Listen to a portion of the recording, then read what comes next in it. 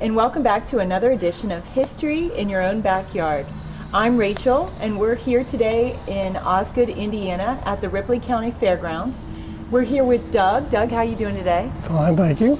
So good to have you here. Thank you. It's nice to be here. So tell me how the fairgrounds originated. In the middle 1850s, they had a fair, and the fair was held in Versailles, Indiana, which is the county seat.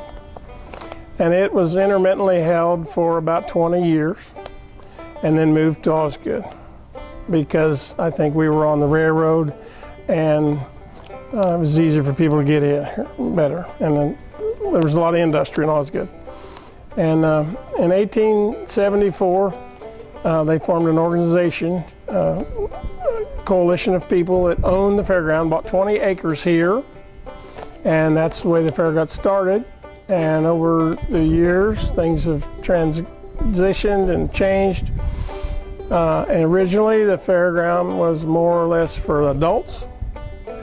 And then later on, in probably the 30s and 40s, it switched over to the youth-oriented thing. So what made it switch? How was it for adults originally? In what way? Well, they had beer gardens. They had girly shows. They had gambling. The people that owned the shares of the fairgrounds, there was maybe 8 to 10 people, and they had a couple shares apiece, and they shared in the profits, and it was for profit. And for instance, one person would get money from the grandstand that we're sitting in. One person would be in charge of the beer gardens. Usually he was a beer distributor or something, and like that. And then, so how was it more for the children? Well, times change and people do too. Trends. Prohibition was a big deal. You know, it hurt the fair probably some, and then after Prohibition. And then I think what really the big difference is, in the old days, I like to refer to them as, you know, the old days, there wasn't much to do. If you lived in Osgood, you worked a lot, like everybody everywhere. And then there were some social clubs, and there was reading. You know, there wasn't really, radio was new, television wasn't here yet, and it just, as times change and there become more things to do, children become more involved, 4-H, right. And I think it was just time for a change, and the adults had more things to do, and it sort of became a children's thing. Well, what were some of the attractions of the fair? Well, in the old days, there again, horse racing was one of the big things. There wasn't any automobiles. And we had they built a half-mile track here, which was claimed to be one of the best half-mile tracks in the Midwest. Some of them were in Lebanon, Ohio, and the other places had equally good tracks. Our soil here is a hard clay, and the horses like that, I guess. And then later, Indiana was sort of a hub for the automobile industry. There was a lot of cars built in Indianapolis, Fort Wayne, and Kokomo. And everybody was transitioning from selling my horse and getting a car. And so cars, racing became a big deal. And our track here was involved in the automobile's infancy of racing, sort of like the Indianapolis 500 track. Well, back in those old days. That they raced some of the vehicles backwards? They had my dad raced out here in a Model T, and it was a backwards race. And they said they were doing very well until his chain broke and his steering went awry and he landed in a tree and about killed him, so he quit racing. Yeah, that'd be the end of that, I'm sure. Also, this was used, I hear, for graduating classes. People used to graduate in 8th grade, right? In the day, 8th grade going back as far as you went. Going back in the 1800s up until the 1930s.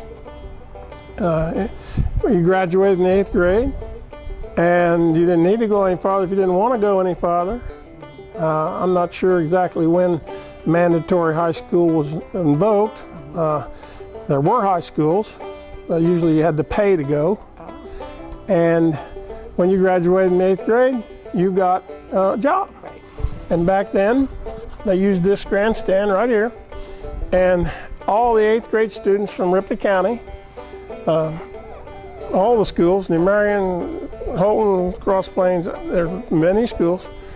All the 8th grade students would come and they'd take a big picture, and that was called commencement, graduation from the 8th grade. And so for, I know, 30 years or maybe more, this was a focal point at that time in the spring. So the fairgrounds has consistently been in use, and Yes. over the years? Since 1874. Okay, and have there been a lot of changes made to the fairgrounds? Many, many changes. The biggest changes came after 1994. Fairs, when I was growing up in the 50s, fair was a big deal. And then I'd say about 1960 or so, it lost its pizzazz and really went downhill. And so the people that owned the property could no longer make money out of it. And when that happened, things went awry.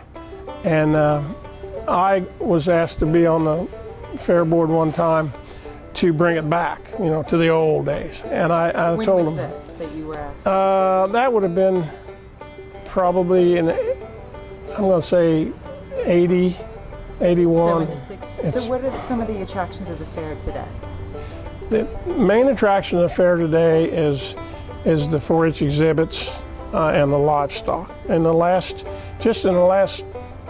10 years, the livestock has really taken over. Now, on the one hand, there's not hardly any farmers left. But on the other hand, the kids get livestock and learn a little bit about taking care of their animals like they would if they were on the farm, which is really good for the kids. I can't stress how much good the 4-H has done for the kids. And when is the fair? When does it take place? The fair is the 3rd week in July, and it starts a week next Sunday. Right now, we're just here, and lasts a week. And last Sunday they picked out the queen, but I don't know who it was. I didn't hear yet. Are there any stories that stand out in your mind that you'd like to tell about the fairgrounds? Any interesting stories?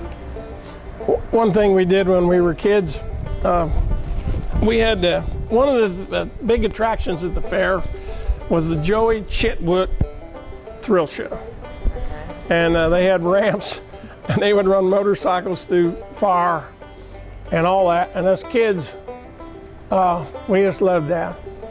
And one time, I was probably about 10 years old, and the fair was over, and we decided we'd come out here and be Joey Chitwood thrill seekers. Right. Like, don't try this And we don't try this at home. And we built a ramp, and we were all running over that ramp. And this one kid in my neighborhood, Tom Ogden, his bicycle got upside down, and he slid on his face out there about 20 feet and about killed him. I remember that very distinctly. The county and the town has done so much out here that I'm thankful to both parties. I can tell the fairgrounds mean a lot to you. It means a lot to me. Well, thank you so much for meeting with me today. I'm glad you came. Thank you. Thank you. Thank you for watching another edition of History in Your Own Backyard. Remember, travel slowly and stop often. Bye.